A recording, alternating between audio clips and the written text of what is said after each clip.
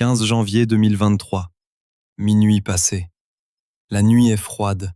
Les rues sont encore animées des restes d'une fête qui vient tout juste de se terminer. Des confettis sur le trottoir, des bouteilles vides, des cris de joie qui s'évanouissent dans l'air. Les Bulldogs de Géorgie viennent de remporter le championnat national de football américain universitaire pour la 2e année consécutive. Une victoire historique. Un moment que ces jeunes ne sont pas prêts d'oublier.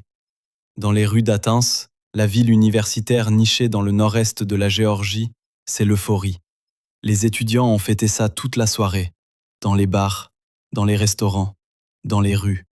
Et maintenant, dans l'obscurité de cette nuit de janvier, un groupe de jeunes rentre des festivités. Ils sont dans un SUV. Ils vont au Waffle House, un dîner ouvert toute la nuit, une institution dans le sud américain. L'endroit où on finit une bonne soirée avec des œufs brouillés et des gaufres. Ils sont heureux, excités, peut-être un peu trop. Ils roulent vite, trop vite, 175 km/h sur une route de quartier résidentiel. Et puis, en un instant, tout s'arrête. L'impact est cataclysmique. Le SUV percute des câbles électriques aériens. Le véhicule est propulsé en l'air, atterrit dans un champ boisé, s'immobilise dans un parking d'appartements. À l'intérieur, 4 personnes, dont 2 joueurs de football américain de l'Université de Géorgie. Quand les policiers arrivent, ce qu'ils découvrent va changer leur vie à jamais. 2 corps sans vie, des blessés graves. Et une question qui va hanter toute l'enquête. Qu'est-ce qui a vraiment causé ce crash? Et surtout, qui conduisait vraiment? Bienvenue dans l'une des tragédies les plus dévastatrices de l'histoire du sport universitaire américain. Une histoire de jeunesse, de gloire, d'alcool, de vitesse et de mort. Pour comprendre ce qui s'est passé cette nuit-là, il faut d'abord comprendre Athènes, Géorgie. Athens, 70 000 habitants, nichée dans le Piémont de Géorgie, à 100 km au nord-est d'Atlanta. C'est une ville universitaire, dominée, absorbée, définie par l'Université de Géorgie, l'UGA. Fondée en 1785, la plus ancienne université publique des États-Unis. 40 000 étudiants, un campus de 700 hectares, des bâtiments historiques couverts de lierre, des pelouses impeccables, des traditions séculaires. Et au cœur de tout ça, le football américain. À Athens, le football n'est pas juste un sport, c'est une religion, un mode de vie, une identité. Sanford Stadium, la cathédrale du football géorgien. 93 000 places. Quand c'est plein, c'est l'une des enceintes sportives les plus grandes du monde. Les Bulldogs de Géorgie sont l'une des équipes les plus titrées du football universitaire américain. Leurs couleurs, le rouge et le noir, sont partout dans la ville. Sur les vitrines des commerces, les voitures garées dans les rues, les vêtements des habitants. À Athens, être un bulldog, c'est être quelqu'un. Et être un joueur des Bulldogs, c'est être une célébrité locale, reconnue partout, admirée par tous, invitée dans tous les événements. Ces jeunes hommes ont 20 ans, 21 ans. Ils sont au sommet du monde. Ils viennent de remporter leur 2e championnat national consécutif. Une performance exceptionnelle, historique même. Et cette nuit du 15 janvier 2023, ils fêtent ça, comme des champions, comme des jeunes de 20 ans, avec l'insouciance et l'imprudence propres à cet âge. Athens la nuit, c'est aussi autre chose. Les bars du centre-ville, College Avenue, bars bondés, musique forte, alcool qui coule, jeunesse qui fait la fête. C'est le décor de cette nuit tragique. Pour comprendre la tragédie du 15 janvier, il faut comprendre la culture du football universitaire américain. En Amérique, le football universitaire est une industrie, un business gigantesque. L'UGA génère des centaines de millions de dollars par an grâce à son programme de football. Droits télévisés, merchandising, billets de match, sponsoring. Les joueurs, eux, ne sont pas payés. Pas directement, du moins.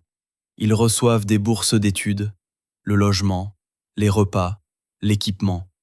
Mais surtout, ils reçoivent quelque chose d'encore plus précieux, la visibilité, la reconnaissance.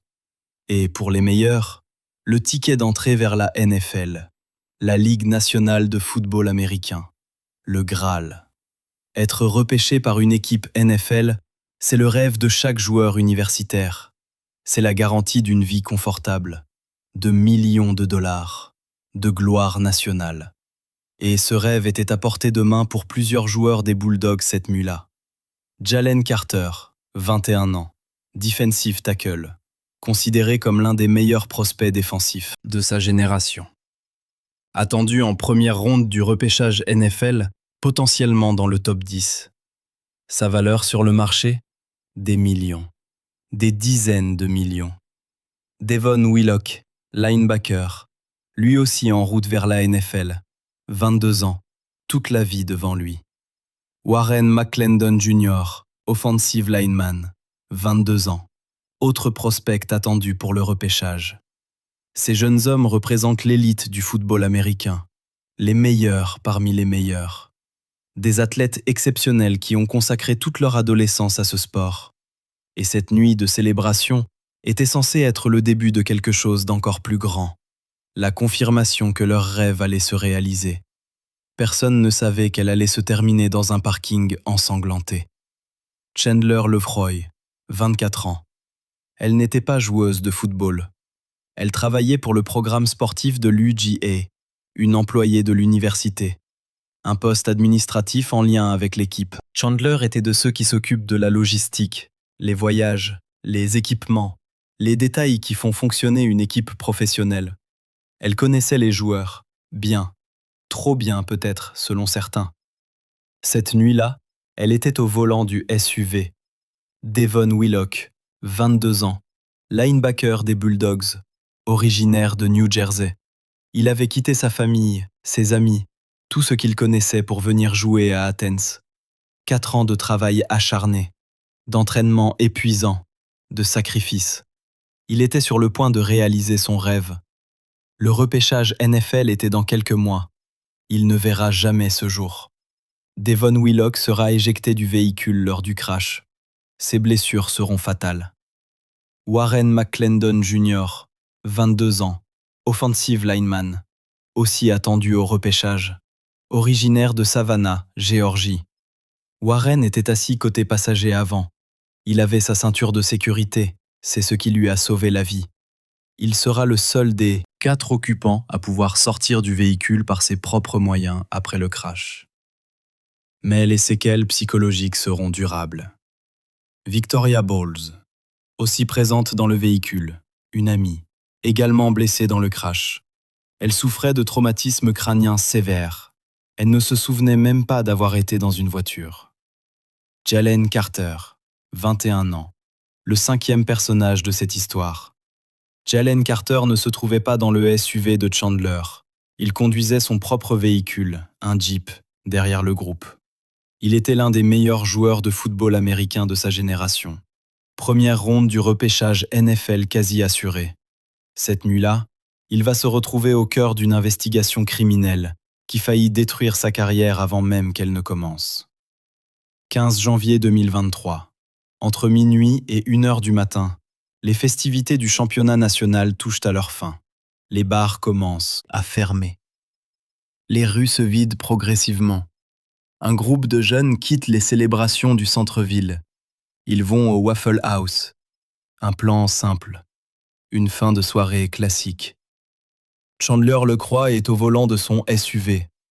Devon Willock, Warren McClendon Jr., Victoria Bowles. 4 personnes dans le véhicule. Derrière eux, à quelques centaines de mètres, Jalen Carter dans son Jeep. Ce qui se passe ensuite est reconstruit par les enquêteurs à partir des témoignages, des données de la boîte noire du véhicule et des analyses de la scène de crime. Le SUV accélère, fortement. Les données techniques révèlent que le véhicule atteignait 107 miles par heure au moment du crash. 173 km par heure. Sur une route résidentielle limitée à 50 km à l'heure. C'est plus de 3 fois la limite autorisée. À cette vitesse, sur cette route sinueuse, le moindre obstacle devient fatal. Le SUV aborde un virage. À cette vitesse, la physique ne pardonne pas. Le véhicule sort de la route. Il percute des câbles électriques aériens. Les câbles agissent comme un fouet géant. Le SUV est dévié de sa trajectoire avec une force catastrophique. Le véhicule parcourt une distance dans les airs, atterrit dans un champ boisé adjacent, rebondit, glisse, s'immobilise finalement dans le parking d'une résidence d'appartement. L'impact est dévastateur. Le SUV est méconnaissable. La carrosserie est déformée, les vitres explosées, les airbags déclenchés. Devon Willock a été éjecté du véhicule lors du premier impact. Son corps est retrouvé sur la chaussée, à distance du véhicule final. Chandler LeCroy est inconsciente au volant, pulse faible, respiration laborieuse. Victoria Bowles est à l'arrière, consciente mais désorientée. Elle ne comprend pas ce qui vient de se passer. Elle demande aux secouristes pourquoi ils sont là. Elle affirme qu'elle n'était pas dans un accident. Warren McClendon, Jr. réussit à sortir du véhicule seul. Il est blessé, mais peut se tenir debout. Il appelle immédiatement des coéquipiers. Les premiers appels au 911 arrivent à minuit 15. Les premiers policiers et pompiers sont sur les lieux à minuit 20. Ce qu'ils découvrent va les marquer à vie. Les policiers arrivent sur une scène de carnage. Un SUV complètement détruit. Des corps. Du sang sur l'asphalte. Ils ne savent pas encore combien de personnes étaient dans le véhicule. Combien sont vivantes?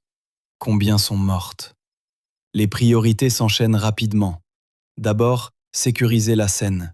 Ensuite, localiser tous les occupants. Puis prodiguer les premiers soins. Et enfin, comprendre ce qui s'est passé. Warren McClendon Jr. est le premier à parler aux policiers. Il est sous le choc, désorienté, mais capable de communiquer. Il y avait 4 personnes dans la voiture. Devon, Tori, Chandler et moi. Devon était assis à l'arrière. Il a été éjecté, je crois. La recherche de Devon Willock commence immédiatement. Les policiers et pompiers cherchent, lampes torches, fouilles systématiques de la zone. Ils le trouvent rapidement. À plusieurs mètres du véhicule, sur la chaussée, il est inconscient, sans pouls. Les tentatives de réanimation commencent, mais les blessures sont trop graves. Devon Willock ne survivra pas. Pendant ce temps, d'autres équipes travaillent à extraire Chandler LeCroy du véhicule. La portière conducteur est coincée. Il faut des outils spéciaux, des pinces de désincarcération. Les pompiers travaillent rapidement. Chaque seconde compte. Chandler a un pouls faible, mais elle est en vie. Finalement, ils réussissent à l'extraire. Elle est placée sur un brancard, transportée d'urgence vers l'hôpital universitaire d'Athens. Victoria Bowles est également transportée. Elle est confuse. Elle demande répétitivement pourquoi elle est là. Qu'est-ce qui s'est passé? Elle ne se souvient de rien. C'est le signe d'un traumatisme crânien sévère. Les médecins s'en inquiètent. Warren McClendon Jr. reçoit des soins sur place. Sa blessure principale est une lacération au cuir chevelu. Sérieuse, mais pas mortelle. Il a eu une chance incroyable. Les enquêteurs commencent à sécuriser la scène, à prendre des photos, à mesurer les distances, à chercher des indices. Et c'est là qu'arrive Jalen Carter.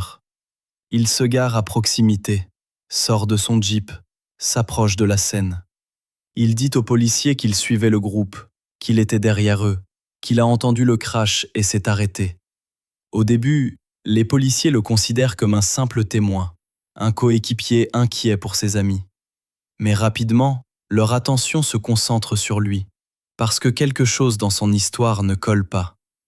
Jalen Carter, 21 ans au moment des faits, né à Apopka, en Floride, une ville de banlieue au nord-ouest d'Orlando. Pas riche, pas pauvre, une de ces villes américaines moyennes où les pelouses sont tondues et les rêves sont grands. Son père travaillait dans la construction, sa mère dans le secteur médical. Une famille qui valorisait le travail, l'effort, la discipline. Jalen a commencé le football très jeune, 6, 7 ans, comme beaucoup de gamins du Sud américain. Ce n'est pas juste un sport par ici, c'est une culture, une religion, une voie de sortie. Il était grand pour son âge, costaud, puissant, mais aussi rapide, inhabituel pour quelqu'un de sa corpulence. Les entraîneurs le remarquaient, les scouts aussi. Dès le collège, des universités commençaient à s'intéresser à lui. Au lycée, il était considéré comme l'un des meilleurs prospects défensifs du pays. 5 étoiles. Le classement maximum pour un lycéen dans le recrutement universitaire. Les offres ont afflué. LSU, Alabama, Floride, Ohio State, les plus grands programmes du pays. Il a choisi Georgia, Athens, les Bulldogs. Pourquoi Georgia? Plusieurs raisons. Le programme défensif était excellent, l'encadrement sérieux, et aussi peut-être la proximité relative de la Floride, pas trop loin de sa famille. 4 ans à Athens, 4 ans qui ont confirmé tout ce que les scouts avaient promis.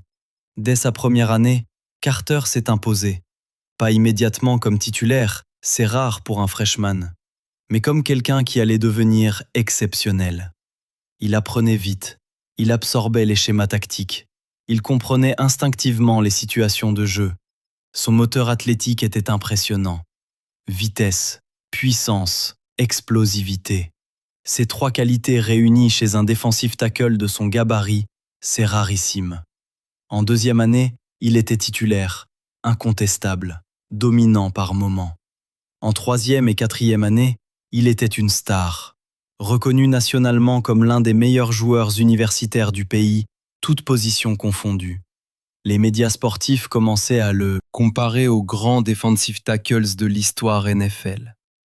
Les conversations portaient sur quelle franchise aurait la chance de le drafter en première position globale. Première position globale, dans le repêchage NFL. C'est le sommet. La confirmation absolue qu'on est le meilleur prospect du pays. Le contrat de rookie pour le premier choix global dépasse les 38 millions de dollars garantis, avec des bonus de signature. Jalen Carter regardait cet avenir se dessiner. Il y croyait, sa famille y croyait. Et puis, il y a eu cette nuit de janvier, cette nuit qui a tout remis en question. Pas seulement sa carrière, mais son identité, sa réputation, l'image qu'il avait construite pendant 21 ans. Parce que le football américain ne se joue pas que sur le terrain. Il se joue aussi dans les sondages, dans les perceptions, dans les discussions de directeurs généraux qui doivent justifier leur choix d'investissement devant leurs propriétaires. Un joueur avec des problèmes légaux, même mineurs, devient un risque. Un risque financier, un risque médiatique, un risque pour l'image de la franchise. Et cette nuit-là, Jalen Carter est devenu un risque. La révélation de son implication dans les événements qui ont précédé le crash a changé la perception de lui.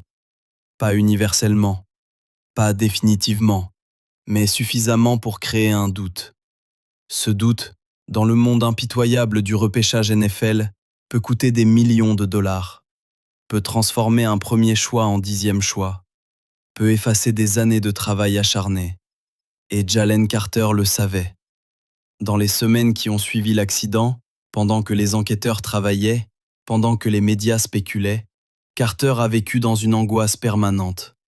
Il n'a pas parlé publiquement. Ses avocats lui avaient conseillé le silence. Mais le silence est interprété, parfois favorablement, souvent non. Il continuait de s'entraîner, parce que c'est tout ce qu'il savait faire. Parce que le football était sa refuge, son identité, l'endroit où il se sentait en contrôle.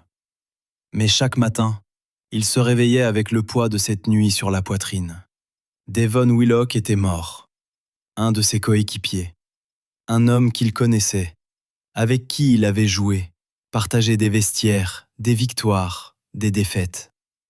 Chandler LeCroy était morte, une femme qui faisait partie de l'univers quotidien des Bulldogs, toujours là, toujours disponible, toujours souriante. 2 personnes mortes, et lui, vivant et accusé. La culpabilité, même indirecte, est un poids énorme. Même si légalement il n'était pas responsable de leur décision cette nuit-là, Même si c'est Chandler qui conduisait, même si c'est elle qui avait consommé de l'alcool, même si c'est elle qui roulait à 173 km à l'heure. Jalen Carter était là. Il faisait partie de cette nuit, et il devait vivre avec ça. La question de la course restait au cœur de tout. Faisait-il vraiment la course?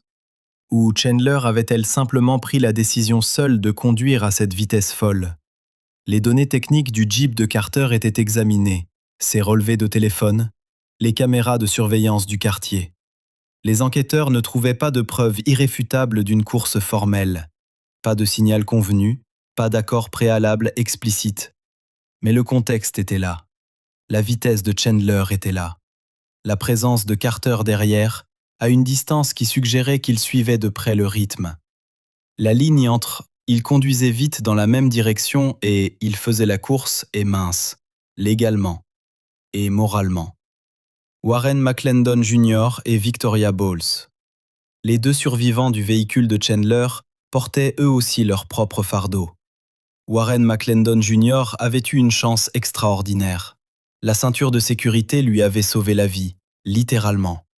Devon, qui n'avait pas de ceinture, ou dont la ceinture n'avait pas résisté à l'impact, avait été éjecté.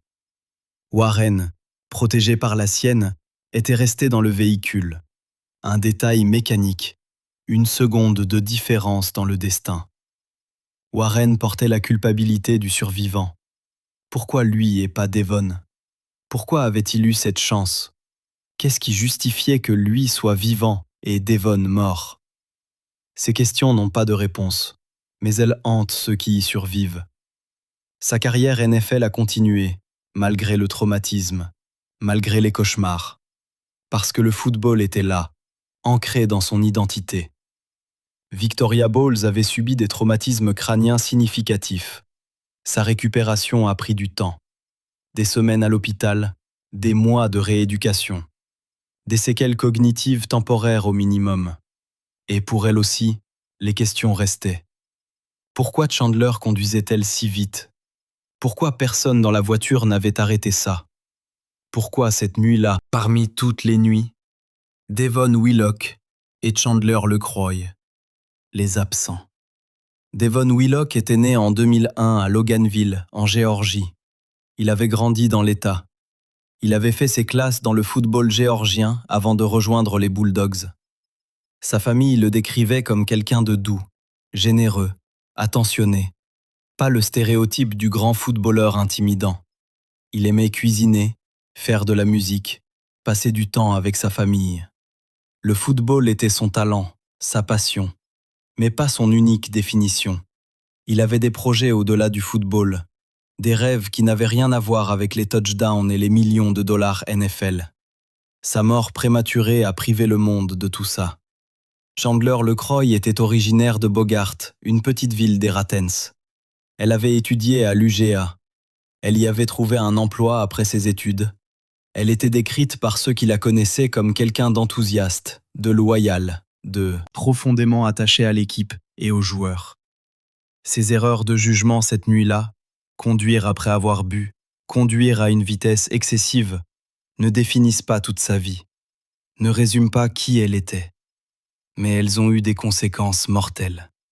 Pour elle, pour Devon, et indirectement pour tous ceux qui leur survivent. Les semaines qui suivirent le crash du 15 janvier furent une période d'investigation intense pour le département de police d'Athens-Clarke County. La scène de crime avait été documentée minutieusement dans les heures suivant l'accident. Mais la reconstruction complète de ce qui s'était passé prenait du temps, demandait de la méthode et des ressources. Les enquêteurs en charge de l'affaire étaient des spécialistes des accidents de la circulation, des techniciens formés pour reconstituer les trajectoires, analyser les impacts, comprendre la physique des crashs à haute vitesse. Ils avaient devant eux une scène complexe, 2 véhicules impliqués, même si indirectement pour le deuxième. Un SUV crashé, un Jeep arrêté non loin, des câbles électriques endommagés, une distance de projection significative, un mort sur la chaussée, un mort qui allait mourir à l'hôpital quelques heures plus tard. Il fallait tout reconstituer, la boîte noire, La première priorité était récupérer les données du module de contrôle du moteur du SUV de Chandler-LeCroy, ce qu'on appelle communément la boîte noire, même si le terme précis pour les véhicules routiers est Event Data Recorder, EDR. Ces dispositifs enregistrent les paramètres du véhicule dans les secondes précédant un crash. Vitesse, accélération ou décélération, position de la pédale de frein, angle du volant, déclenchement des airbags. Les données récupérées étaient sans ambiguïté. 107 miles par heure, 172 km à l'heure et demie, dans les secondes précédant l'impact. Pour mettre ça en perspective, la route en question est une route résidentielle. Limite de vitesse à 30 miles à l'heure, 50 km à l'heure environ. Chandler-LeCroy roulait à plus de 3 fois la limite autorisée. Cette donnée seule expliquait tout. Un véhicule à cette vitesse, sur une route sinueuse, la nuit, avec un conducteur potentiellement sous l'influence de l'alcool, le résultat ne pouvait être que catastrophique. Mais les enquêteurs ne s'arrêtaient pas là. Ils voulaient savoir pourquoi elle roulait si vite. Était-ce une décision individuelle? Une imprudence isolée? Ou y avait-il un facteur externe qui expliquait, au moins partiellement, cette vitesse excessive? C'est là que Jalen Carter entrait en jeu. L'examen du Jeep de Carter. Les enquêteurs ont également demandé accès aux données du véhicule de Carter, un Jeep Cherokee selon les premiers rapports. Ces données montraient la vitesse à laquelle Carter conduisait dans les minutes précédant le crash, sa trajectoire, ses accélérations. La reconstruction précise des données du Jeep a pris du temps. Les enquêteurs ne pouvaient pas simplement déduire de la vitesse de Chandler que Carter faisait la course avec elle. Mais les données combinées avec les témoignages et les images de surveillance commençaient à dessiner un tableau. Carter était derrière le SUV de Chandler, relativement proche. Il pouvait voir ses feux arrière, de son propre aveu, lors de l'interrogatoire sur la scène. La vitesse à laquelle il se déplaçait, comparée à la vitesse de Chandler, suggérait soit qu'il la suivait de très près à une vitesse similaire, soit qu'il roulait lui aussi bien au-dessus des limites. Aucune de ces deux hypothèses ne le plaçait dans une position favorable. Les caméras de surveillance. Athènes est une ville universitaire. Les caméras de surveillance sont présentes dans les rues du centre-ville, autour des bars, à proximité des campus. Les enquêteurs ont systématiquement récupéré les enregistrements de toutes les caméras susceptibles d'avoir filmé les véhicules dans les minutes précédant le crash. Certaines images montraient clairement les deux véhicules circulant dans la même direction, avec un intervalle de temps réduit, trop réduit pour être simplement une coïncidence de trajet. Ces images ne prouvaient pas formellement une course, pas au sens légal précis du terme. Une course implique un accord mutuel de concourir en vitesse, mais elle contribuait à un faisceau de présomptions. Les témoignages. Outre les déclarations de Carter lui-même sur la scène, les enquêteurs ont cherché d'autres témoins. Des habitants du quartier qui auraient pu voir les véhicules passer, des personnes présentes dans les bars du centre-ville qui auraient observé le groupe avant leur départ. Des témoins ont confirmé avoir vu le groupe quitter les célébrations, avoir observé leur état, l'excitation, la consommation d'alcool. Certains témoignages mentionnaient une atmosphère festive qui avait pu dégénérer.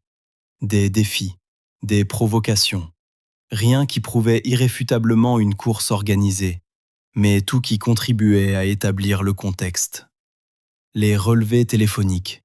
Les enquêteurs ont également demandé les relevés téléphoniques de Carter et des occupants du SUV.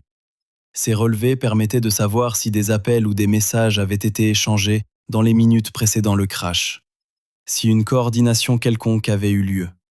Les résultats de cet examen n'ont pas été rendus entièrement publics, mais les éléments qui ont filtré suggéraient que Carter avait effectivement appelé des coéquipiers peu après le crash pour les informer de l'accident, ce qui correspondait à sa version des faits.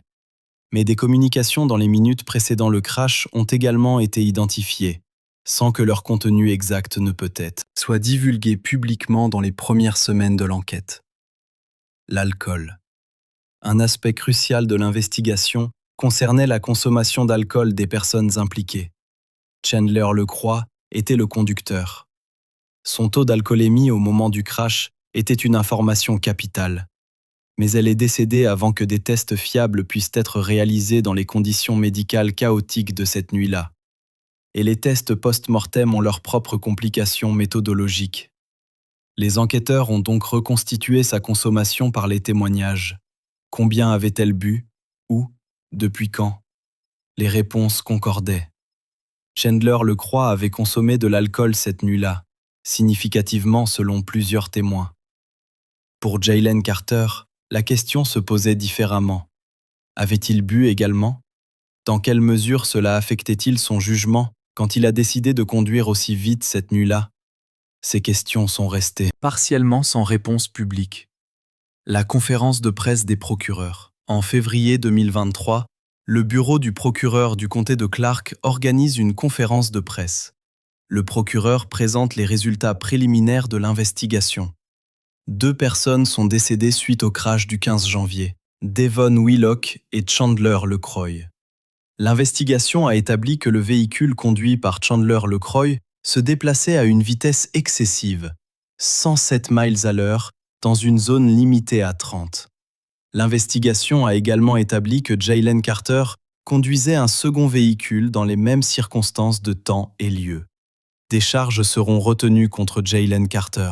Course de véhicules à moteur, un délit en vertu du Code pénal de Géorgie, passible d'une peine pouvant aller jusqu'à 1 an de prison et une amende significative. Conduite imprudente, un deuxième délit. Le procureur précise que ces charges ne signifient pas que Carter a directement causé les décès, mais que son comportement cette nuit-là a contribué aux circonstances qui ont mené au crash. La distinction est importante légalement. Elle le sera aussi publiquement. L'impact sur le repêchage NFL. L'annonce des charges contre Carter provoque une onde de choc dans le monde du football américain. Le repêchage NFL est dans quelques semaines. Les franchises sont en pleine évaluation des prospects. Les directeurs généraux pèsent chaque information. Chaque détail peut faire monter ou baisser un joueur dans les classements internes. Et là, un des 2 ou 3 meilleurs prospects du repêchage est inculpé pour des délits liés à un accident mortel. Les réunions d'urgence se multiplient dans les salles de guerre des franchises. Quel est le risque réel? Carter est inculpé, pas condamné. Les charges sont des délits, pas des crimes graves. Le contexte légal est nuancé. Mais l'aspect médiatique, lui, n'est pas nuancé. Drafter Carter en première position globale, le nommer visage de la franchise, l'associer à la marque de l'équipe, tout ça dans le contexte de charges liées à 2 décès, c'est une décision qui demande du courage, ou de l'inconscience, ou les 2. Certaines franchises commencent à laisser filtrer qu'elles vont reconsidérer leur intérêt pour Carter. Les experts du repêchage ajustent leurs projections. De premier ou deuxième choix global, Carter glisse. Dans certains classements, il tombe en dehors du top 5. Dans d'autres, en dehors du top 10. Pour lui, chaque position perdue représente des millions de dollars perdus. Les contrats de rookie sont calculés selon la position de sélection. La différence entre le premier et le 10e choix peut représenter 20 millions de dollars sur 4 ans. C'est une pression financière immense. En plus de la pression émotionnelle et juridique, l'arrestation de Carter. En mars 2023, Jaylen Carter se rend volontairement au département de police d'Athens-Clarke County. Il est formellement arrêté, photographié, pris en charge par le système judiciaire. Son avocat a négocié les modalités de cette reddition volontaire pour éviter une arrestation spectaculaire, pour montrer que Carter coopérait. La caution est fixée. Carter la paie immédiatement. Il est libéré dans la journée. Mais les images de son arrestation circulent. Photographie d'arrestation, visage sérieux. L'image que personne ne voulait voir. Pendant ce temps, ses coéquipiers et anciens coéquipiers lui témoignent leur soutien publiquement. Kirby Smart, l'entraîneur en chef des Bulldogs, publie une déclaration mesurée. Il exprime sa tristesse pour les familles des victimes et son soutien à Carter dans le processus judiciaire. D'autres joueurs des Bulldogs, d'anciens joueurs devenus des stars NFL, font de même. Ce soutien est important. Il dit quelque chose sur le caractère de Carter dans son environnement quotidien. Mais il ne change pas les faits de cette nuit de janvier. La pression du combine NFL. En février 2023, juste après l'annonce des charges, Carter participe au NFL Scouting Combine à Indianapolis. Le Combine est le grand rendez-vous annuel du repêchage. Tous les prospects se retrouvent, passent des tests physiques, des évaluations médicales et surtout, des entretiens avec les responsables des franchises. Ces entretiens sont cruciaux. C'est là que les directeurs généraux et les entraîneurs se font une idée de la personnalité d'un joueur, de sa maturité, de sa capacité à gérer la pression. Carter a participé au Combine, mais il a refusé de répondre aux questions des médias concernant l'enquête, sur les conseils de ses avocats. Cette position compréhensible d'un point de vue juridique a alimenté les spéculations. Certains y ont vu une confirmation de sa culpabilité, d'autres simplement une stratégie légale prudente. Dans les entretiens privés avec les franchises, Carter a dû faire face à des questions directes sur cette nuit-là, sur ses regrets, sur ce qu'il aurait fait différemment, sur sa capacité à apprendre de cette expérience. Les réponses qu'il a données dans ces salles fermées, loin des caméras, ont joué un rôle crucial dans la façon dont les franchises ont finalement évalué son cas. Les Philadelphia Eagles, en particulier, ont pris le temps de faire une investigation approfondie, d'aller au-delà des gros titres, de comprendre réellement ce qui s'était passé cette nuit-là, et qui était vraiment Jalen Carter. Leur conclusion, en avril 2023, a été de le drafter 9e choix global. Pas premier, pas deuxième, mais 9e, dans le top 10, première ronde. Un contrat de rookie à environ 22 millions de dollars garantis, moins que ce qu'il aurait obtenu sans le scandale, mais encore une somme. Transformatrice. Une confirmation que son talent était réel, que sa carrière pouvait continuer. La réaction des familles des victimes, la sélection de Carter par les Eagles n'est pas passée inaperçue pour les familles de Devon Willock et Chandler LeCroy. Pour ces familles, voir Carter drafté si haut dans le repêchage, célébré par des millions de fans, commencer une carrière lucrative, tout ça, alors que leurs proches étaient morts, était une blessure supplémentaire. Comment réconcilier ces deux réalités ? Devon mort à 22 ans dans un accident lié à une course potentielle. Carter millionnaire, en train de réaliser son rêve à 21 ans. Ce n'est pas une question de jalousie, c'est une question de justice, de proportion, de sens. Les familles n'avaient pas de réponse satisfaisante. Personne n'en avait. Elles ont intenté des poursuites civiles contre Carter, contre l'Université de Géorgie, contre tous ceux qu'elles considéraient comme responsables, au moins partiellement, de ce qui s'était passé. Ces poursuites étaient leur seul recours, leur seule façon d'obtenir quelque chose qui ressemble à de la justice, dans un système judiciaire qui avait conclu que Carter méritait juste de la conditionnelle. Le plaidoyer de culpabilité. En juillet 2023, Jalen Carter plaide coupable. Course de véhicule à moteur, conduite imprudente. La sentence négociée, 12 mois de liberté conditionnelle, 80 heures de travail d'intérêt général, 1 500 $ d'amende, pas de prison, pas de suspension de permis permanente. Son avocat publie une déclaration. Carter assume ses erreurs de cette nuit-là. Il exprime des regrets sincères pour les familles des victimes. Il dit avoir appris quelque chose de cette expérience qui changera sa façon d'agir pour le reste de sa vie. Ces mots sont importants. Mais pour les familles de Devon Willock et Chandler LeCroy, suffisent pas. Ne suffiront jamais. Parce qu'aucun mot ne ramène les morts. Février 2023. Le bureau du procureur du comté de Clark, en Géorgie, annonce les charges retenues contre Jalen Carter. Course de véhicule à moteur. Un délit en Géorgie. Conduite imprudente. Ce ne sont pas des crimes majeurs. Pas de l'homicide. Pas de conduite en état d'ivresse. Mais des délits sérieux. Suffisants pour mettre en péril sa carrière NFL. L'annonce fait l'effet d'une bombe dans le monde du football américain. Jalen Carter, considéré comme le premier ou deuxième joueur du repêchage NFL 2023, accusé de délit criminel. Les franchises NFL paniquent. Les scouts remettent leurs évaluations en question. Les agents se démènent. Investir des dizaines de millions dans un joueur accusé de délit lié à un accident mortel, c'est un risque énorme. Pas seulement sur le plan sportif, sur le plan médiatique, sur le plan éthique. Certaines franchises commencent à laisser entendre qu'elles vont reconsidérer leur intérêt pour Carter. Sa chute dans les estimations du repêchage commence. Certains experts le voient tomber de top 5 à top 15, top 20. Pour lui, c'est potentiellement des millions de dollars en moins, des dizaines de millions. Mars 2023. Jalen Carter se rend volontairement aux autorités du comté de Clark. Il est arrêté, photographié, mis en liberté sous caution. Les images de son arrestation font le tour de l'Internet.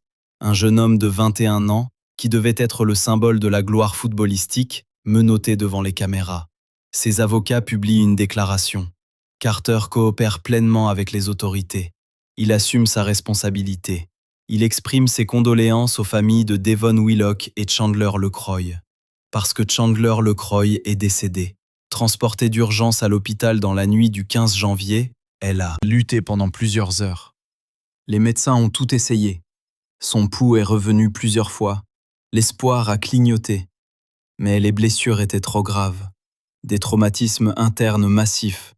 Des lésions cérébrales irréversibles. Chandler LeCroy est décédée à l'hôpital le matin du 16 janvier 2023. Elle avait 24 ans. 2 morts. Devon Willock, Chandler LeCroy et un accusé, Jalen Carter. Avril 2023.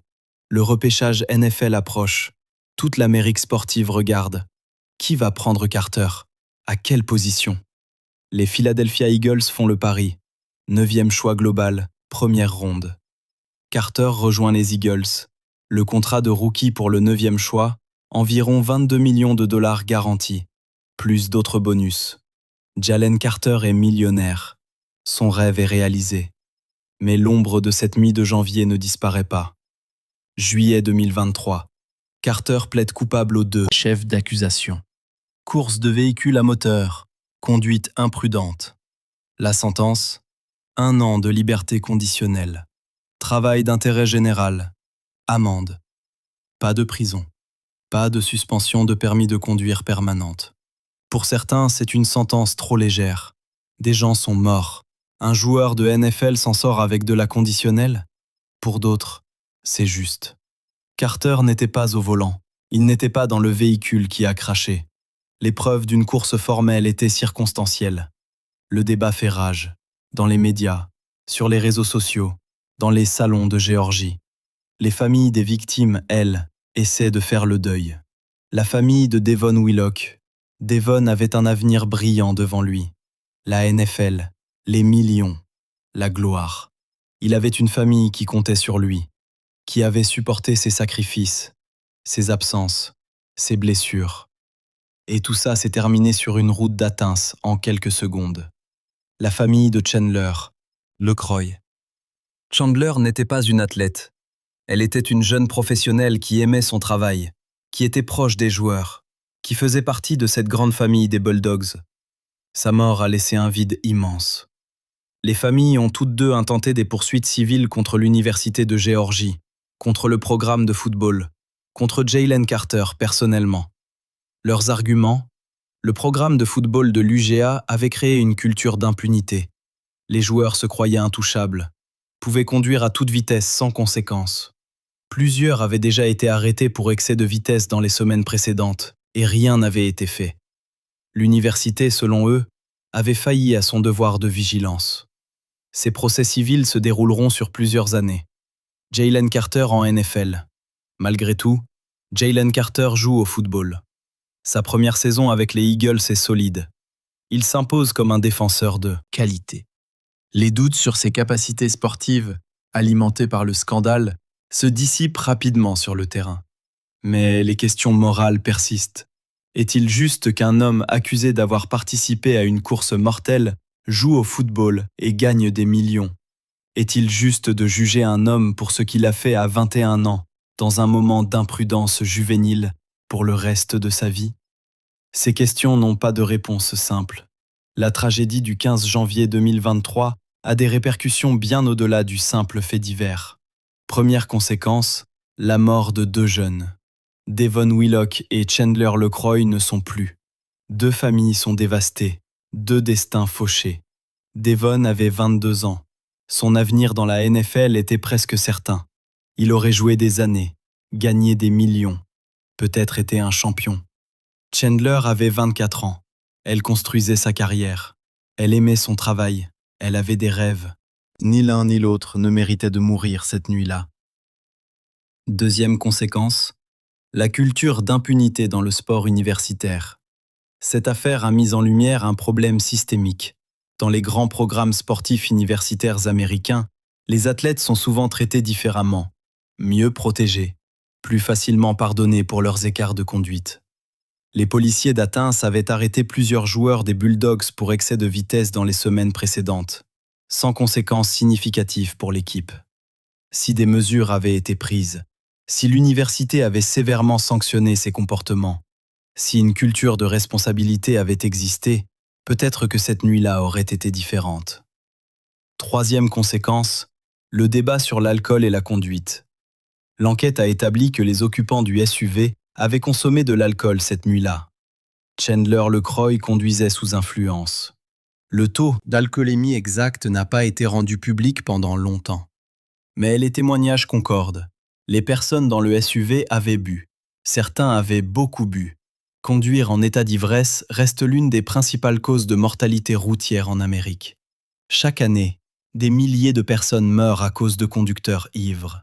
Cette affaire n'a pas changé ces statistiques, mais elle a mis un visage humain sur ce problème. Quatrième conséquence, le parcours judiciaire de Jalen Carter. Carter a plaidé coupable. Il a purgé sa peine. Il joue au football. Mais les poursuites civiles continuent. La famille de Devon Willock a intenté une action en dommages et intérêts. La famille de Chandler LeCroy aussi. Ces procès peuvent durer des années pendant lesquelles Carter devra revivre cette nuit encore et encore, devant des juges, devant des jurés, devant l'opinion publique. C'est le prix de ses actions, un prix qu'il paiera probablement toute sa vie. Cinquième conséquence, les réformes à l'UGA. Après la tragédie, l'Université de Géorgie a revu ses politiques concernant les athlètes et la sécurité routière.